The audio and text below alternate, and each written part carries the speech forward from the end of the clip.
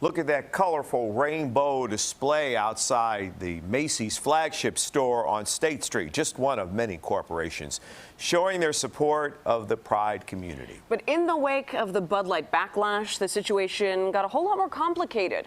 CBS 2's Lauren Victory takes a look at what happens when pride and profits are on a collision course. Inside Meeting House Tavern, you'll find games and good times galore.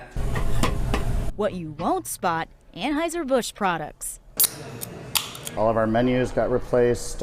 Exterior signage where we list our specials was all replaced. Co-owner Mark Robertson dropped the beer maker last month. It wasn't something that even hit our radar screen until there was drama happening about it. Hi.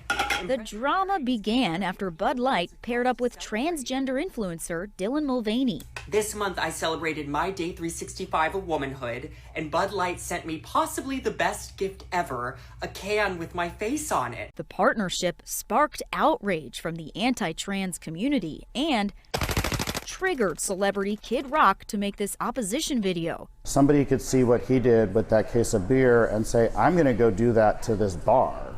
Anheuser-Busch did nothing to say this is not okay. The company did release a statement pledging support for LGBTQ plus small business owners a few weeks later. They're still throwing money out there, but we don't see them as an ally.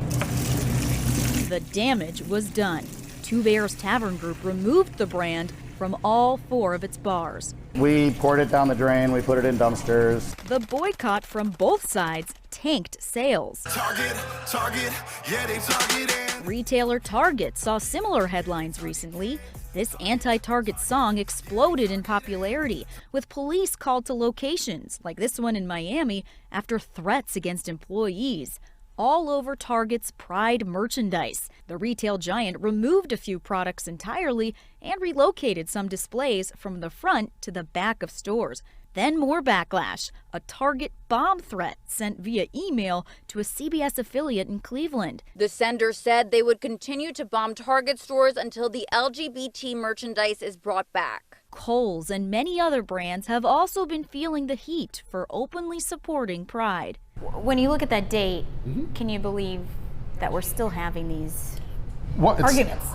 It is a little crazy, but also... Jim Schiefelbein showed us the 2001 same-sex campaign he created for real estate company Baird & Warner. He recalls a convo with the CEO 22 years ago. I just want you to understand, this is like lighting the fuse on a stick of dynamite. So, you know, it could blow up. Are you still committed to this? Like, speak now or forever hold your peace.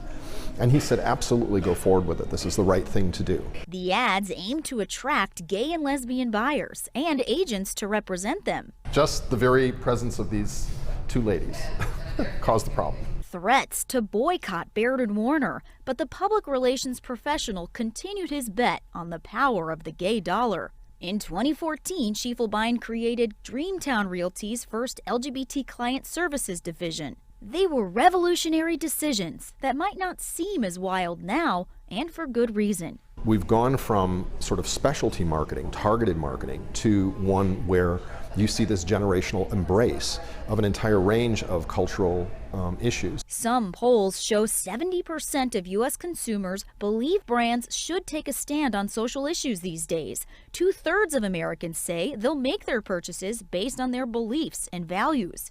Marketing is often a numbers game. And Schiefelbein says the numbers he's looking at involve many at this bar. He says 18 to 34-year-olds are more socially conscious these days. That's your future market. That's your growing market. That's your next market. An increasing majority of LGBTQ plus tolerant buyers. You better take a look at that, because you could be playing to a smaller group of people today, but forsaking this larger group for tomorrow. Not everyone agrees, like the team behind these woke alerts at Consumers Research. The executive director spoke to CBS News about companies taking progressive stances. This is absolutely dangerous to businesses that wade into these issues, and they really do it at their own peril. meaning this likely isn't the last time we'll see a pride-supporting brand ditch its efforts. In fact, both Robertson and Schiefelbein urge companies not to be fair-weather friends. You can't just take a stance and wave the rainbow flag and throw out some trinkets at a pride parade and, that happens on Sunday. What's going on Monday morning? Or the other 11 months of the year. Lauren Victory, CBS 2 News. Thank you, Lauren.